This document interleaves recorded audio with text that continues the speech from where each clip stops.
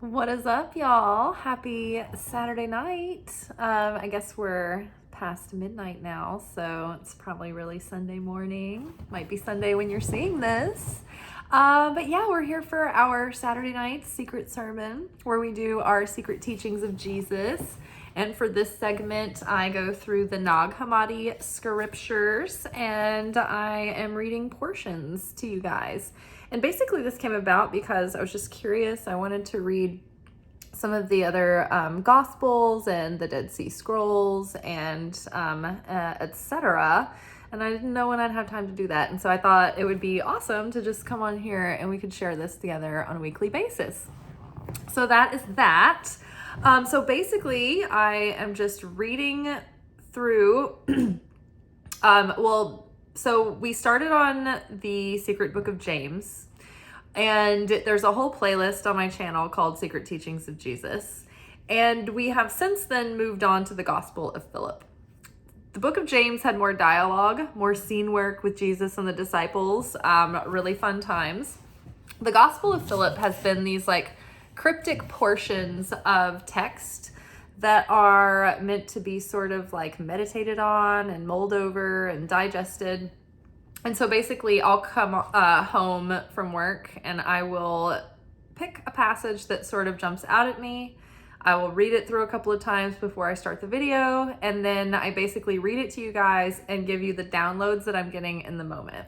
I'm not a theology student or anything. I'm just really enthusiastic, and I've been a mystic for years and a Kabbalah student. So here we go. So another thing that I like to mention too is that it's very powerful and beneficial to study sacred texts like Torah, the Bible, Zohar, which is another commentary on the Torah, and these Gospels after midnight, because for one, midnight is a very powerful time of day. It's a liminal space between the end of one thing and the beginning of another. So the veil is very thin between the material and the non-material during those times. And also because midnight is the most positive time of day. It's the seed level of the entire day, and it holds the most positivity. So right now we are under the protection of what's called surrounding light. And that is the protection you have of the soul that watches over you during your sleep and whatnot. But it is powerful and heightened during this time of day as well. So yeah, the Hebrew sages would study late at night because they would be protected by the surrounding light, and it would give them a gentler process in embodying the wisdom and the information. As we take in these lessons, they become light that we ingest, and that light is power. And so that has to be grounded. And in order for it to be grounded, we have to embody the lesson. We have to play it out. We have to demonstrate that we understand it and that we have embodied it and digested it and put it into motion. Otherwise, it can just build up and be chaotic and create chaos or whatever, or create maybe a difficult challenge for you to go through in order to process that. So part of the shield of the surrounding light is that you are able to take in the lessons and have revelation without necessarily having to go through a process to exercise them. And a good example of that is, I don't know if you've ever, I'm a big nerd about self-help and personal transformation books and things like that and workshops. And if you've ever read one of those books or done a self-help workshop or something, it's the moment you open the book and you read the table of contents, it's immediately something happens that challenges you in the subject matter of the book. That's what that is. That's how it's set up. It's we are set up as souls to come through soul school. And once we're active participants, conscious active participants in the game, the universe is oh, game on. Awesome. They know what's happening. All right. Simulation begins. Gauntlet is turn on the switch. Here come the axes, right? So just be aware. Okay. So tonight's portion is coming from the Gospel of Philip, and it is called Converts. A Hebrew makes a Hebrew. and such a person is called a convert. Or there is a footnote there. It can also be called a proselyte. Proselyte. Or a person who has adopted a new belief system. So a Hebrew makes a Hebrew, and such a person is called a convert. A convert does not make a convert. Some people are as they are and make others like them, while others simply are. So I'm going to read this again. A Hebrew makes a Hebrew, and such a person is called a convert. A convert does not make a convert. Some people are as they are and make others like them, while others simply are. All right, now this seems like a fairly straightforward passage, and we may get out of this without it being a 45-minute episode, but then again, I always say that, and it's usually like 39 minutes anyway. I'd also like to make an announcement that since I got my new phone, I feel like there's some sort of like facial recognition, like facial correcting filter on that I can't seem to find how to turn off. But like as a principle, I'm not really for overly filtering the face. Like I think that people should just let themselves be more natural. And so, yeah, I haven't figured out how to turn this off, but I find it kind of irritating because now I just feel like I have noisy, like pixelated, like out of focus face, which is annoying. So yeah, I'm just going to tell you about my forehead wrinkles. They're here. All right. So I'm going to read that one more time since we got distracted talking about, I think those things are important though. Like people just like seeing through the filters. And now it's like, you can't even turn the filter off. It's just like life is forcing us. And I'm like, there's nothing wrong with my face. Okay. A Hebrew makes a Hebrew, and such a person is called a convert.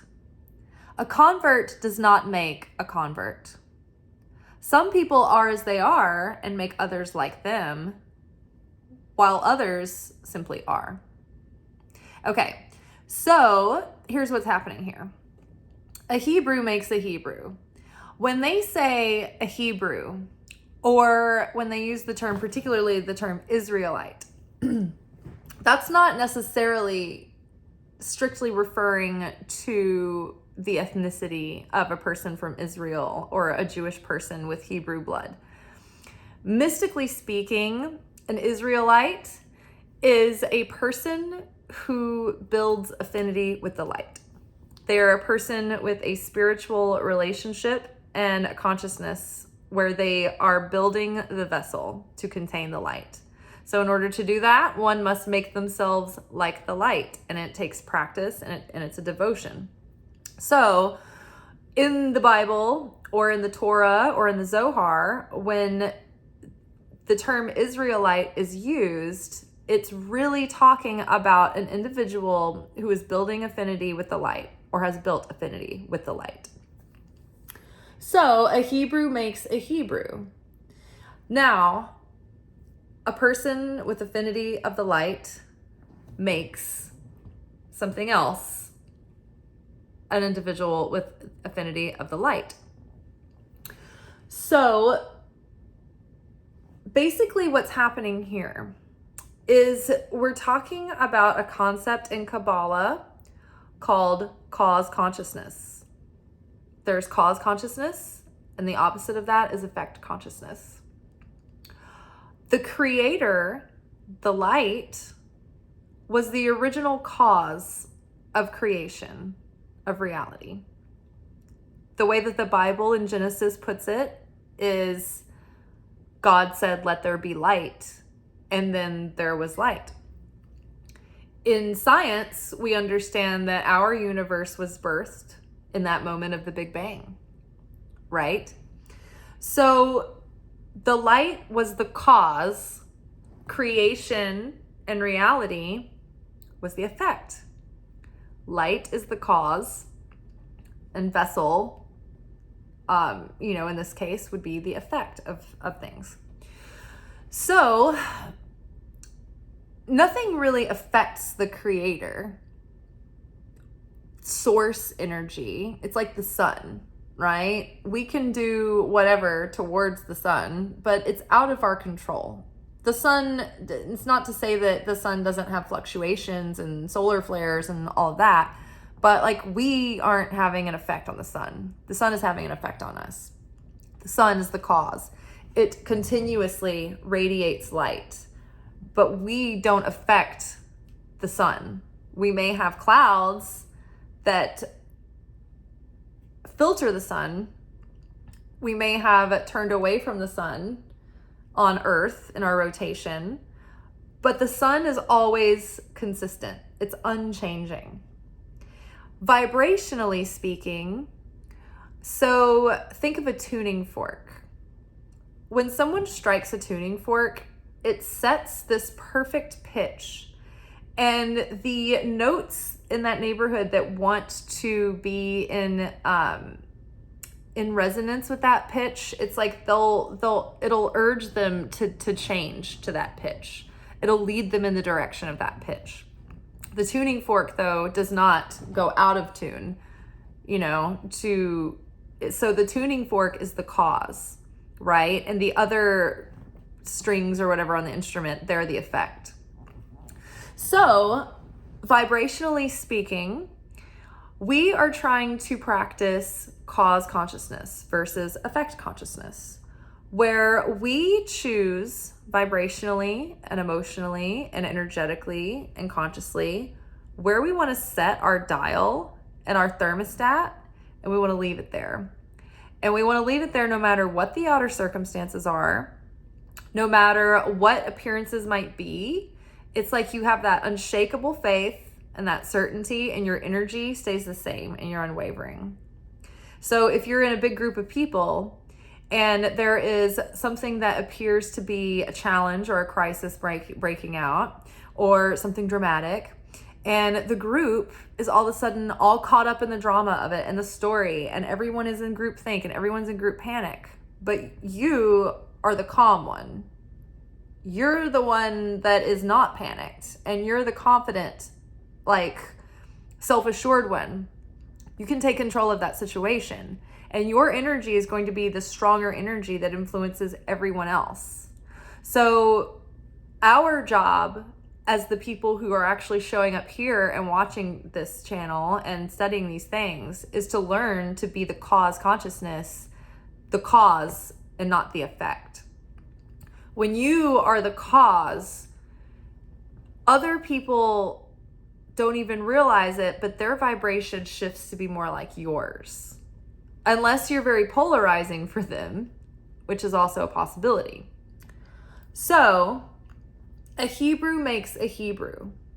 So, a person with affinity with the light will make or influence another person to rise up in vibration and in their consciousness and to awaken and to also be like the light, right? Because that person is a cause, not an effect, right? When life brings you challenges and your feathers get ruffled, are you going to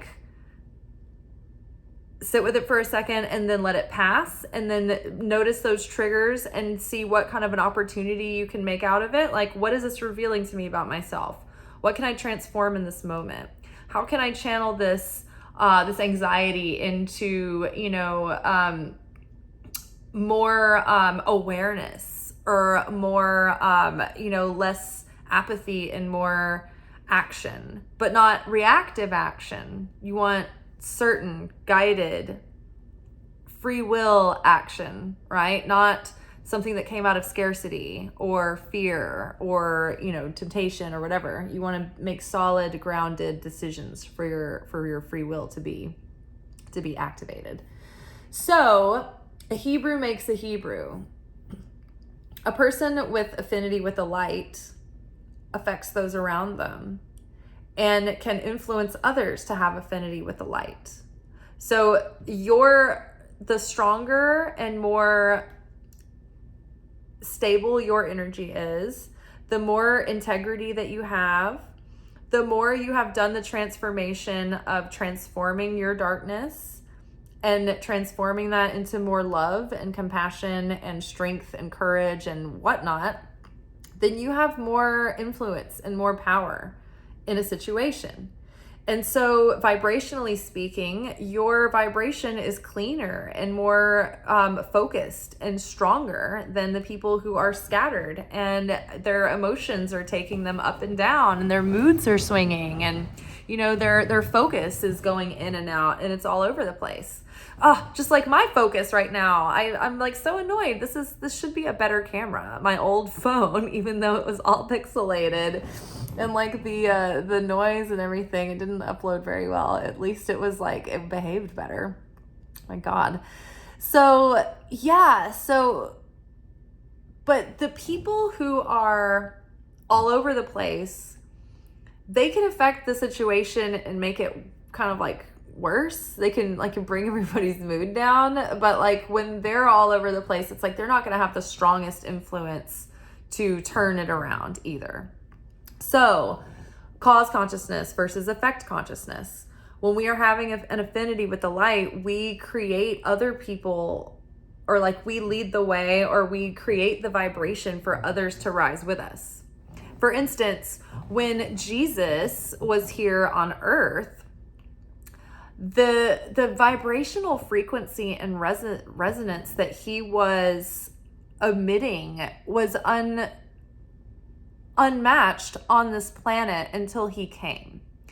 The level of consciousness wasn't there. Like his soul was so pure and elevated that it changed the energy on the whole planet. It was like Jesus came, and that tone, that pitchfork, that frequency had never been here.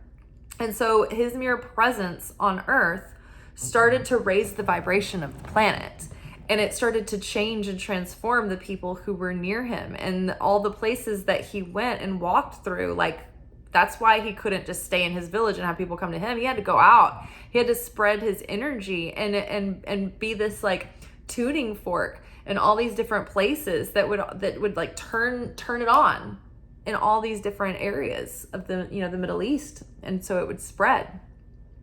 So yeah, it's about taking that sovereignty and that position of leadership and knowing that we are responsible for our vibration.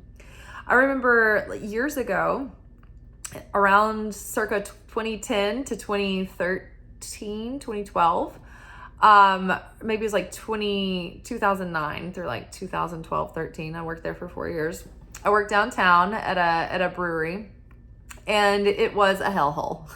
I don't know if you've ever been to Lower Broadway in Nashville, but it is the apocalypse down there. And it was starting to become the apocalypse then. And it's 20 times worse now. But I was about to lose my mind. And the restaurant that I worked at, it was just a beast. And it was like huge, and everything was super heavy and toilsome and burdensome. And sometimes I'd go in and I would be hysterical, and like I would be hilarious, and we would all have a great time. And sometimes I would just be in the foulest mood. And my manager came up to me one shift, and he put it to me in such a way that I never forgot it. And I got that lesson then. And this was even before I was really like clued in on vibration and that level of mysticism. But he was like, Liz, when you come in this building and you're in a good mood, everybody is in a great mood, and the whole shift is a party. But when you come in and you're in a bad mood, you take everybody down with you. You have that much influence over the people around you. And I was like, wow, that's a big responsibility to have. And that's a responsibility I'm taking because no one else can take that for me, And I realized at that day, I was like, okay, I have to go in every day and choose where I'm going to put my vibration. And I need to make it my discipline and devotion to keep aware of that and to maintain that. And it's not like I'm doing perfect all the time. No, far from it, but I'm trying to stay aware. You're resilient, and you rebound, and you go back. You keep readjusting. So yeah, a Hebrew makes a Hebrew, and such a person is called a convert. And so once you have awakened someone to this truth, when you have started teaching someone about the light and they're starting to understand it from like a hands-on, like there's no like turning back. It's like once you know. It's like once you see it happening and working, you're like, oh, okay, now I see it all so clearly. I see how if I have affinity with the light and I have certainty and faith, that everything kind of opens up and God works in these mysterious ways. And it's when I get locked down in fear and I'm all over the place in my consciousness and my energy and my faith is all over the place, that everything starts crumbling. And it's like after that, you're like, oh, I'm a believer. Like I now change the way that I see things and the way that I live and move and have my being in this world. You know, it's like when Jesus said, you will live the truth and you will know the truth and the truth will set you free. It's like when you have the experience of it and you know it in your bones for yourself, no one can take that from you and no one can convince you otherwise. And then you're free of the illusion of being in that affect state of consciousness all the time. And then you take yourself, you step back from that mob mentality and you can see it playing out when it's happening. And you're like, oh, I'm not going to fall into the effect. I'm going to be the cause. So, and such a person is called a convert. A convert does not make a convert. And because the convert doesn't have focused energy, the convert doesn't really change anyone. The convert doesn't have much of effect on anyone. They're not the cause. So they can't really affect anything very effectively. So they're not changing anyone because they're not consistent. I don't know if you guys remember like that election like a million years ago where they were like all up on Mitt Romney's nuts because he was a flip-flopper, right? Like no one took him seriously. But it's the same with like energy. You can't lie with energy. And so if your energy is all over the place, your consciousness is all over the place, your faith is all over the place, your emotions are all over the place, up and down, up and down, up and down. It's like you're not going to have any kind of influence on your situation for good or bad, regardless of others. So in order to convert anyone, you have to be a Hebrew. You have to build affinity with the light, right? When they say the convert, they're just talking about people who are affected all the time. Oh, affected by this mood, that mood. Oh no, this challenge is happening. Oh no, it doesn't look like this is going to go very well. Oh, I'm throwing in the towel. I'm jumping ship. You know, those people, they don't improve a situation. They don't raise the vibration. They don't make believers out of non-believers. They don't awaken the dead, right? People remain dead. They go through and they stay in the illusion, right? They're not converted. You know, they have no influence. So a convert does not make a convert. Some people are as they are and make others like them. Those who have affinity with the light, those who have a strong sense of certainty, those who have a strong sense of confidence. I mean, if you even go into a room where some radical propaganda person is like up on a soapbox, it's like they're the most certain person in the room. They're the most confident person. They're the most unyielding person. It doesn't mean that they're right. But they're the most influential person in that room, and the people who are affected and they don't have their wits about them and they don't choose their thoughts and they're very swayed. Tell us more. Like they're just looking for someone who's certain and knows what, and just appears to know what they're talking about. They don't even care. We've all been through some of the more recent elections, and half of the people who are voting sometimes don't even care if someone is truthful or honest or realistic. They're just like saying things like, oh, well, at least they're doing this. At least they have they can carry, like they can get a sentence out, or at least they're at least making statements and claims. It's like, is that all it takes for anybody? Like people are so easily manipulated and swayed. It's like they're dying to be. So, I mean, these are the people that are like running our world right now.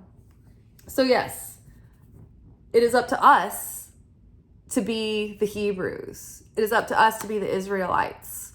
We need to set our consciousness. We need to set our hearts.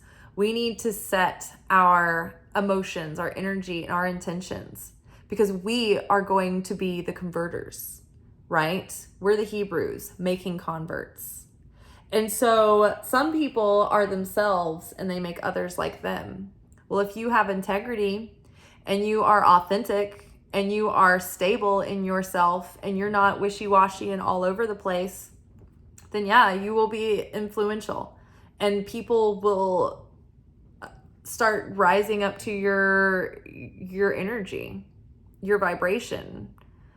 The consciousness that you bring will start planting in those around you, right? And it's like it makes a difference in the situation. Now that works for the side of the light and the dark, right? So that's why we have to be extra vigilant, because there are people out there who are malicious and have ill intent, and they're very selfish, and they're sociopaths, and they're narcissists, and they're getting their way. And it's because they are so stable and so certain in their opinion and in their thoughts and in their mindset and in their belief that they deserve, and that's the way it is. And they're so delusional that their manifestation can't be broken, right? So we need to have that level of certainty. We need to have that level of faith. We need to have that level of consistency if we want to make a difference. And the difference starts in just like your immediate surroundings. I mean, I do it at the grocery store. I do it at work. Sometimes I like pop off at work and I get like, I boil over and I go insane for a minute, but otherwise, I'm pretty upbeat. Even when I'm a horror, it doesn't. People are just like, oh yeah. But yeah. So, and then so some people are as they are and make others like them, while others simply are. So yeah, that others that don't have like that strong, sense of self, or they're not strong in a certain vibration or energy or intent, if they're easily affected, right? They're not going to be that influential in any given situation, regardless of whether it be the people around them or the circumstances. Because that's another thing. Like I've kind of like suggested that we are only playing these influences over the people around us, but actually we can literally influence the circumstances with our energy. For instance, a good example is, say you have a layover, and I don't, this feels like it has happened to me. I'm pretty sure that Esther Hicks has talked about something similar. Things like this happen at restaurants, stores, what have you. But say you have a layover and your flight has been delayed, and they have another plane that you can like hop on now, but like the tickets are going fast, and like that got sold out and you got stranded, right?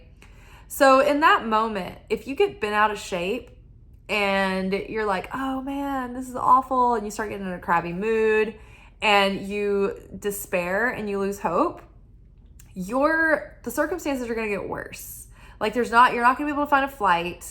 It's like wherever you go to eat, like they won't have the thing that you want, and it'll start like snowballing, right? Because it's just like, like the vibration is just getting worse and worse around you, and more tense. And so you're closing yourself off to that cosmic flow of receiving what is making you feel uplifted and fulfilling, right? You're just really getting a hairball of bad vibration. And so you're resonating with that so strongly that it's just pulling more and more of that to you. More and more chaos. However, if you're like, you know what? We're going to make the most of the airport. Something's going to be all right. You know what? I trust that this flight team is going to like figure out a way. We're just going to make the most of it. We're going to make the best of it. And you have certainty that like whatever happens, Creator's going to take care of it. And maybe we'll get some bonus down the line, right? As long as you're certain that it's going to work out and that you're not been out of shape and that you're like, you know what? It's all going to work out somehow.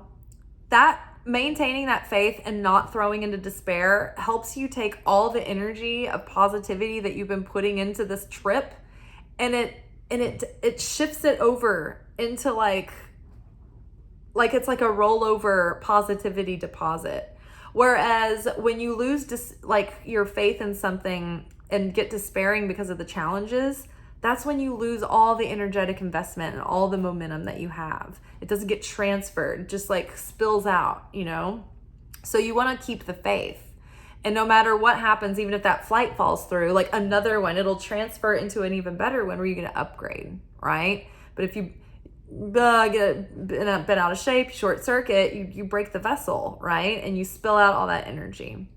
Same with, you know, a job opportunity or relationships, right? When your relationship ends, it's like when you resign yourself to despair and you're like, I'll never love again. This is never, I'm just going to be like, hang up my hat. And it's like, if you really believe that, then all is lost and things aren't going to go well until you believe again that things can. However, if you get through it and you're like, you know what? I am certain that whatever is meant for me is going to come along, and I'm just going to keep doing my thing. I'm going to keep healing. I'm going to be okay. And you can have the sadness, but you haven't lost faith. You haven't lost hope. It's the hopelessness that steals all of the energy that you've been building and investing. But it's the faith, it's the certainty that can allow you to transfer all of that effort that you put into those failed relationships that aren't really failures. It's just like they've completed. They're like graduations. But all the effort that you put in that you didn't feel like you really got back, it will be transferred, right? Same with a business. If you started a business that you put your blood, sweat, and tears into and it failed, and like say a farmer, right? I mean, like they can do everything right and the weather can just fuck them over, you know? And that's what they get for the season. And it's not their fault.